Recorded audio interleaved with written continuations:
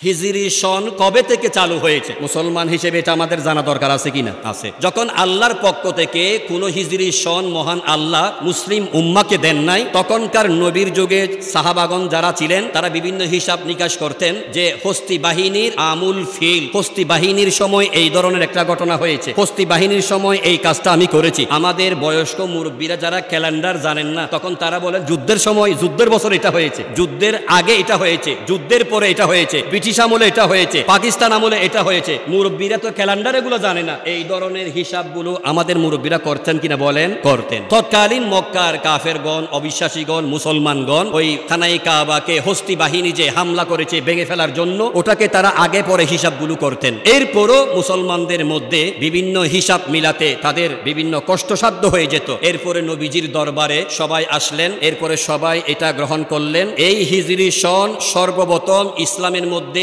চালু করেছেন ইসলামের দ্বিতীয় খলিফা, খলিফাতুল মুসলিমিন, আমিরুল মুমিনিন হযরতে সৈয়দুনা উমর ফারুক আজম রাদিয়াল্লাহু তাআলা আনহু। বলেন সুবহানাল্লাহ।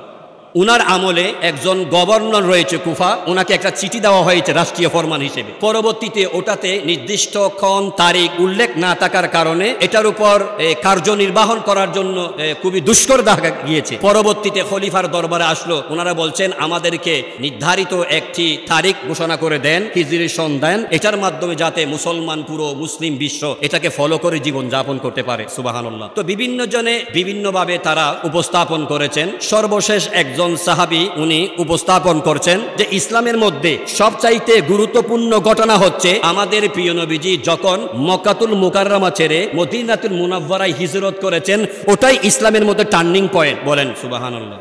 কারণ মক্কাতুল মুকাররমায় প্রিয় নবীজি সরাসরি যখন দ্বীনের দাওয়াত দিচ্ছেন, সবাই নবীজিকে আক্রমণ করলো, পাথর নিক্ষেপ করলো, তখন আল্লাহ তাআলা আহকামুল হাকিমিন আমাদের প্রিয় নবীজিকে নির্দেশ দিলেন যে আপনি মক্কাতুল মুকাররমা ছেড়ে মদিনাতুল মুনাওয়ারায় চলে যান, কারণ মদিনা শরীফের মানুষগণ একটু শান্তশিষ্ট। তখন আল্লাহ তাআলার নির্দেশে আমাদের প্রিয় নবীজি মক্কা ছেড়ে মদিনাতুল মুনাওয়ারায় হিজরত করেছেন। ওখান থেকে যাওয়ার পরে নবীজি সাল্লাল্লাহু আলাইহি ওয়াসাল্লাম মদিনাতুল মুনাওয়ারায় স্বতন্ত্র ইসলামী রাষ্ট্র প্রতিষ্ঠা করেন। সেই ইসলামী রাষ্ট্রের মধ্যে খ্রিস্টান ছিল, ইহুদি ছিল, মুসলমান ছিল, সবাই সমানভাবে অধিকারের মাধ্যমে এমন একটি রাষ্ট্র নবীজি মুসলিম বিশ্বকে, পুরো দুনিয়ার মানুষকে নবীজি উপহার দিয়েছেন। নবীজির রাষ্ট্র পরিচালনার বিরুদ্ধে কারো কোনো ধরনের কোয়েশ্চেন করা, কোনো ধরনের প্রশ্ন করা কোনো সুযোগই ছিল না। সুবহানাল্লাহ। তখন সবাই একমত পোষণ করলেন, ঠিক আছে, আমাদের নবীজি যেই দিন মক্কা ছেড়ে মদিনাতুল মুনাওয়ারায় হিজরত করেছেন, ওই দিন, ওই ক্ষণ, ওই তারিখকে কেন্দ্র করে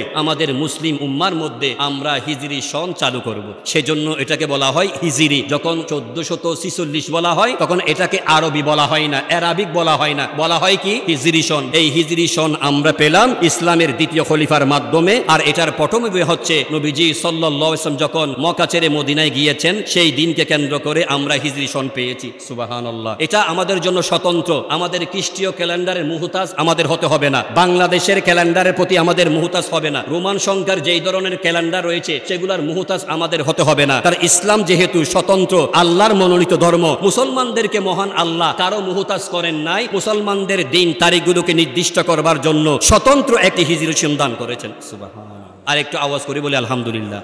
সুতরাং আমি আপনাদেরকে এই বিষয়টা জানিয়ে দিলাম কিভাবে হিজরি সনটা আসলো। মহান আল্লাহ তাআলা আমাদের সকলকে এটা বোঝার জন্য, আমলে নেওয়ার জন্য তৌফিক দান করুন। আমিন।